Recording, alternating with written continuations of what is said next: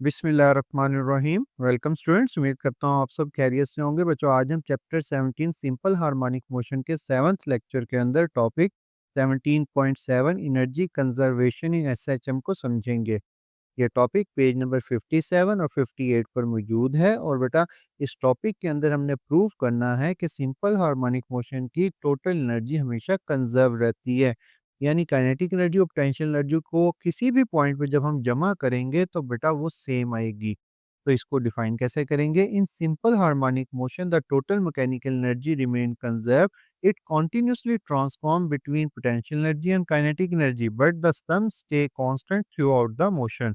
For example बेटा, मेरे पास एक मैथ स्प्रिंग सिस्टम है। इस स्प्रिंग के साथ मैंने मैथ को अटैच किया है और यहाँ पर ये मेन पोजीशन पर मौजूद है, जिसकी वजह से हमने डिस्प्लेसमेंट को जीरो लिखा है। मतलब अभी तक ये मूव करना इसने स्टार्ट नहीं किया।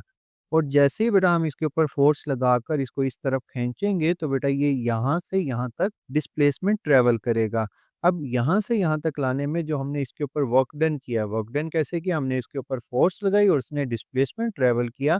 वही वर्क डन बेटा इस स्प्रिंग के अंदर इलास्टिक पोटेंशियल एनर्जी की फॉर्म में स्टोर होगा। और यहाँ पर इस पॉइंट के ऊपर इसकी काइनेटिक एनर्जी जीरो है और पोटेंशियल एनर्जी मैक्सिमम है। और जैसे ही मैं इसको यहाँ से छोड़ूंगा, ये पोटेंशियल एनर्जी काइनेटिक एनर्जी में कन्वर्ट होगी और दूसरी एक्सट्रीम पोजीशन के ऊपर दोबारा से काइनेटिक एनर्जी पोटेंशियल एनर्जी में कन्वर्ट हो जाएगी। मतलब कभी काइनेटिक एनर्जी, कभी पोटेंशियल एनर्जी, लेकिन किसी भी पॉइंट के ऊपर बेटा काइनेटिक एनर्जी और पोटेंशियल एनर्जी का सम हमेशा कांस्टेंट आएगा। और यही हमने आज के इस लेक्चर में प्रूव करना है। Work done in a spring mass system. Consider a spring mass system where a mass is pulled, causing the spring to stretch by its displacement x, and external force F must be applied. And this does work W, which is stored as potential energy according to Hooke's law. F is equal to kx. यहाँ पर बेटा अगर आप गौर करें तो बेटा constant force नहीं लगेगी। अगर कांस्टेंट फोर्स नहीं लगती तो बेटा हम एवरेज फोर्स फाइंड आउट करते हैं। तो एवरेज फोर्स फाइंड आउट करने के लिए पहले फोर्स जो थी बेटा इसके ऊपर जीरो थी और फाइनल फोर्स हमारे पास ये थी। तो बेटा हम कहेंगे तो average force is equal to zero plus K X divided by two. तो एवरेज फोर्स आ जाएगी हमारे पास one divided by two K X. अब हमारे पास एवरेज फोर्स आ गई जो हमने बेटा इस मैस के ऊपर लगाई थी। अब हम वो वर्क डन फाइंड आउट करेंगे जो टोटल लगा। मतलब W is equal to F dot D, और इसको हम लिख सकते हैं W is equal to F dot X. X जो है बेटा टोटल डिस्प्लेसमेंट को शो कर रहा है जो इस मैस ने कवर किया था। और यहाँ पर बेटा ये बन जाएगा W is equal to one by two K X square. और ये वो वर्क डन आ गया जो हमने बेटा इस मैस के ऊपर लगाया। वो वर्क डन इस स्प्रिंग के अंदर इलास्टिक पोटेंशियल एनर्जी की फॉर्म में स्टोर हो जाएगा। This work is store in the spring as elastic potential energy. तो बेटा इलास्टिक पोटेंशियल एनर्जी जितना वर्क डन था उतनी बेटा इलास्टिक पोटेंशियल एनर्जी होगी। तो हम लिख सकते हैं at any instant when the spring is displaced by X, the potential energy is PE is equal to one by two K X square. Extreme position के ऊपर अगर बेटा यहाँ पर इस एक्सट्रीम पोजीशन को हम एक्स नॉट का नाम देंगे तो पोटेंशियल एनर्जी भी एक्सट्रीम पोजीशन के ऊपर बन जाएगी one by two K X naught का स्क्वायर।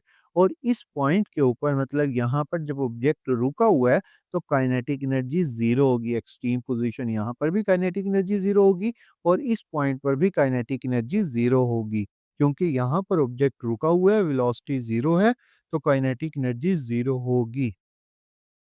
और अगर हम टोटल एनर्जी की बात करें तो बेटा इस पॉइंट के ऊपर काइनेटिक एनर्जी जीरो थी और सारी की सारी एनर्जी जो है in the form of potential energy की फॉर्म में स्टोर है। और इस एक्सट्रीम पोजीशन को हम नाम दे रहे हैं एक्स नॉट का। मतलब टोटल डिस्प्लेसमेंट जो इसने ट्रेवल किया बेटा मैस ने वो एक्स नॉट था। टोटल एनर्जी हमारे पास बन जाएगी one by two K X naught का स्क्वायर।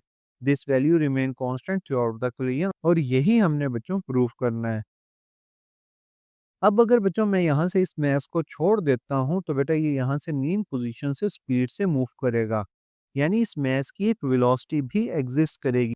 और उस वेलोसिटी को सबसे पहले हम फाइंड आउट करेंगे। Let the particle be at displacement X and let velocity be V. Then using law of conservation of energy जो है वो बेटा हमारे पास थी kinetic energy plus potential energy is equal to total energy. ये kinetic energy का formula है बेटा, ये पोटेंशियल एनर्जी का फार्मूला लास्ट स्लाइड में हमने निकाला। और बच्चों ये हमारे पास आ गई टोटल एनर्जी जो यहाँ पर हमने प्रूव किया। यहाँ से बेटा हमने वेलोसिटी की वैल्यू निकालनी है। हमारी टेक्स्ट बुक पे ये डायरेक्ट निकली हुई है। आपने ये दो तीन स्टेप करने हैं तो आप कर सकते हैं। अदरवाइज बच्चों जो फार्मूला डायरेक्ट लिखते हैं वो अक्सर भूल जाता है।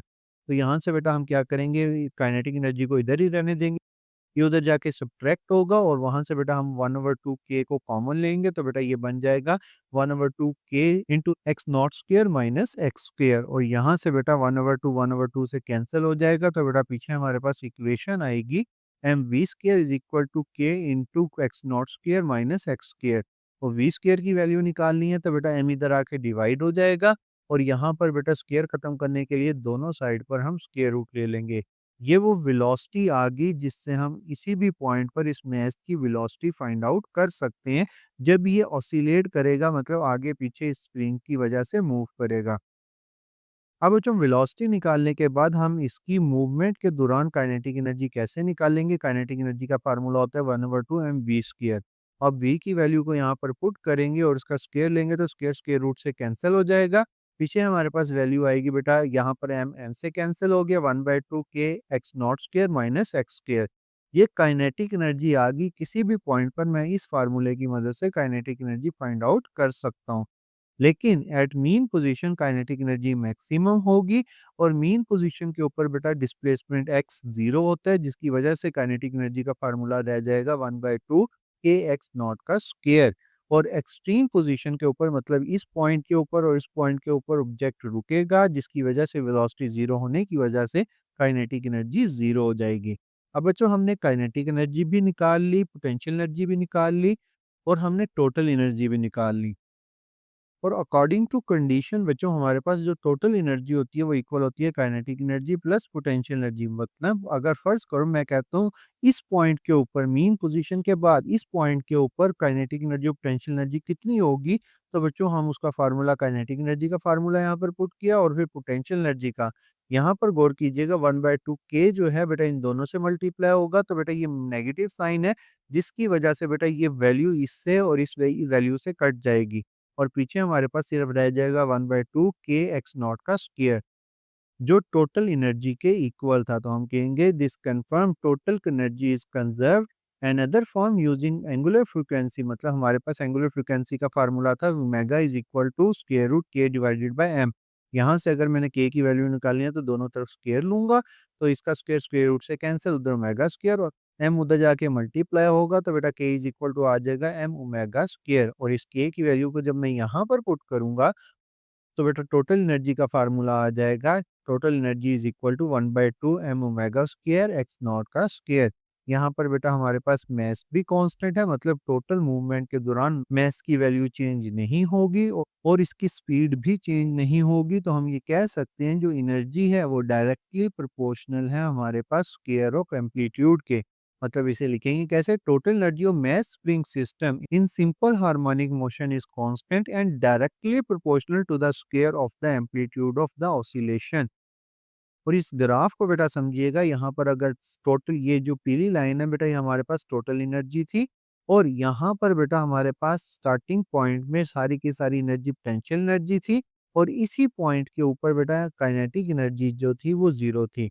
ये ब्लू लाइन हमारे पास काइनेटिक एनर्जी को शो कर रही है, ग्रीन लाइन हमारे पास पोटेंशियल एनर्जी को शो कर रही है। इस स्टार्टिंग पॉइंट के ऊपर यहाँ पर पोटेंशियल एनर्जी मैक्सिमम थी, काइनेटिक एनर्जी जीरो थी, और जैसे-जैसे मीन पोजीशन की तरफ जाएगा ऑब्जेक्ट, मतलब इस ये मीन पोजीशन की लाइन है, मीन पोजीशन के ऊपर पोटेंशियल एनर्जी ज़ीरो हो जाएगी, काइनेटिक एनर्जी मैक्सिमम हो जाएगी। और फिर दोबारा से बेटा जब ये दूसरी तरफ यानी इस एक्सट्रीम पोजीशन की तरफ जाएगा, इस पॉइंट के ऊपर दोबारा से पोटेंशियल एनर्जी मैक्सिमम हो जाएगी और काइनेटिक एनर्जी दोबारा ज़ीरो हो जाएगी। मतलब पोटेंशियल एनर्जी काइनेटिक एनर्जी में कन्वर्ट हुई और फिर काइनेटिक एनर्जी पोटेंशियल में, और ये इस तरह कन्वर्ट होती रहेगी, लेकिन टोटल एनर्जी सिस्टम की सेम रहेगी। ये था बेटा आज का लेक्चर। लेक्चर अच्छा लगा हो तो लाइक और सब्सक्राइब करना मत भूलिएगा। Thank you. खुदा हाफिज़।